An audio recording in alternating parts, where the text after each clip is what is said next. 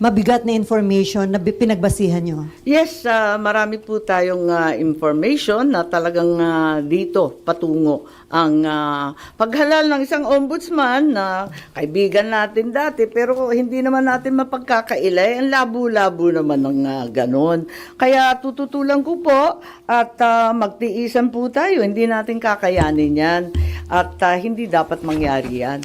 Dahil klaro naman, hindi dapat politiko, klaro yung conflict of interest, hindi naman na maitatakwil na may kaso. So, 2 sets of cases against Secretary Boying Remulla presently pending before the Ombudsman. Kung paano siya magkakaroon ng clearance from the Ombudsman, pipilitin talaga, pinaltan na yung Deputy OIC na dati nariyan, si Deputy OIC Castillo, malamang ayaw mag-cooperate, kaya kung ano-anong paninira, nakikita natin sa online.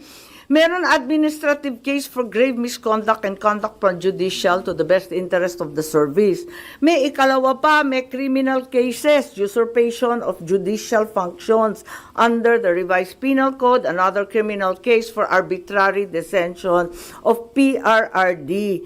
Ayan, so nag-file ako nung nakaraan 27 August ng position paper ad cautelam kasi marami pang pending, marami pang iniintay. Higit sa lahat, hindi pa nare-resolve yung time to file the position paper. Iintay rin kami yung mga respondent. Panay ang extension of time to file, wala pa, hindi pa pinipila, tapos yung counter affidavit pa. And then Marbil, si General Marbil, may motion to withdraw pa his rejoinder affidavit. So ang dami pang nakatenga, dapat talaga pasok na yan sa preliminary investigation. Di naman nila pwedeng i-dismiss kasi umandar na yung kaso Meron pa akong motion for clarificatory hearing. Meron pa akong motion for supplemental position paper. Kaya, ayun, nung nag-file ako nung 27 August, yung sumunod na araw, wala, tinanggal na si OIC Ombudsman Marie Flor Punsalan Castillo. Bigla-bigla ang pinasok yung Deputy Ombudsman sa Visayas, si Dante Vargas naman. Ang daing-daing naririnig, ang daming haka-haka, ang daming pinapakita na sinisiraan na nga si OIC Ombudsman Castillo na dati-rati wala naman tayong naririnig tungkol dyan. Kung ano-anong district engineer flood zone control, talaga naman nasa uso bigla. Ang totoo, ang balita, ang pagkakilala kay Justice Punsalan Castillo, hindi daw yan napapagsabihan kasi very independent-minded at very legalista. Kaya hindi talaga nauuto, hindi talaga nasusuhulan, yun na nga. Tapos may issue pa na yung bagong OIC Ombudsman Vargas, ang asawa daw, kaklase daw ni Secretary Boying sa UP Law. Therefore, there's extremely heavy pressure to dismiss the case against Boying.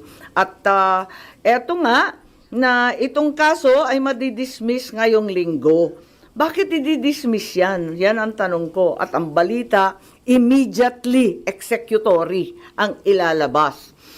It's also alleged that even though the time for filing of the motion for reconsideration has not lapsed, the OIC will nonetheless issue an ombudsman clearance para tuloy-tuloy ang pag-appoint kay Boying. It's very bothersome if the cases will be dismissed days after the position papers were filed. Kulang pa yung response galing sa mga respondent. Marami pang pending incident. I-dismiss. Ang dami pang nakatenga. Hindi ba nakakaduda yan?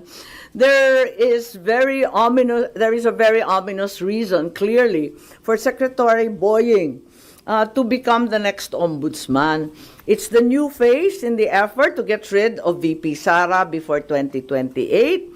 And since the PI failed, the impeachment failed, therefore the third attempt is lawfare at its very worst. Imprison Inday Sara, all the Duterte allies, including myself, perhaps to be harassed by cases with the new ombudsman. Plunder will be the name of the game, no bail, and imprisonment until 2028. I will be very, very surprised kung aabot si VP Sara na malaya kapag naupo itong uri ng ombudsman. Kaya ako, magfa-file ako ng opposition, pati sa JBC, dahil klarong-klaro yung conflict of interest, tapos magiging magulo. Kapag itong mga kaso sa PRRD arrest will be rendered ineffective. Halimbawa, if the OIC Ombudsman caves to pressure, dismisses na nga the cases, pati yung MR i-dismiss, mapupunta sa CA, sa Supreme Court, paano yan?